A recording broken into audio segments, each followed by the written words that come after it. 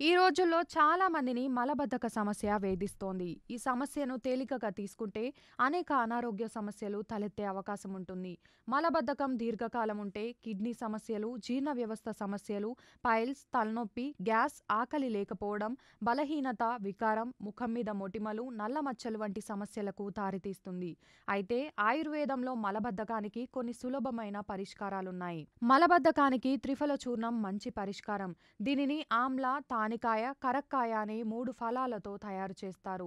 ఒక tea spoon triphala చూర్ణాన్ని ఒక గ్లాసు వెచ్చని నీటితో కలిపి రాత్రి నిద్రకు ముందు తీసుకుంటే చాలా మంచి ఫలితం ఉంటుంది. ఆయుర్వేదంలో ఆముదం ఒక మంచి విరేచనకారి. రాత్రి సమయంలో ఒక కప్పు వెచ్చని పాలతో కలిపి తీసుకుంటే చాలా మంచి ప్రయోజనం ఉంటుంది. భోజనం తర్వాత ఒక టీ స్పూన్ సోంపు నమిలితే జీర్ణక్రియ సజావుగా సాగి మలబద్ధకం సమస్యను దూరం చేసుకోవచ్చు. రోజంతా గోరువెచ్చని నీటిని తాగడం, ముఖ్యంగా ఉదయం పూట ఈ నీటిని తాగడం వల్ల మంచి ఫలితం ఉంటుంది. నెయ్యిలోని బ్యూట్రేట్ కంటెంట్ మలబద్ధకం సమస్యను దూరం చేయడంలో అద్భుతంగా పనిచేస్తుంది.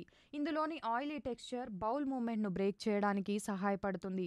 ప్రతిరోజు ఆహారంలో వేసుకొని లేదా బెల్లం, నెయ్యి కలిపి తీసుకోవడం వల్ల మలబద్ధకం నుంచి విముక్తి పొందవచ్చు.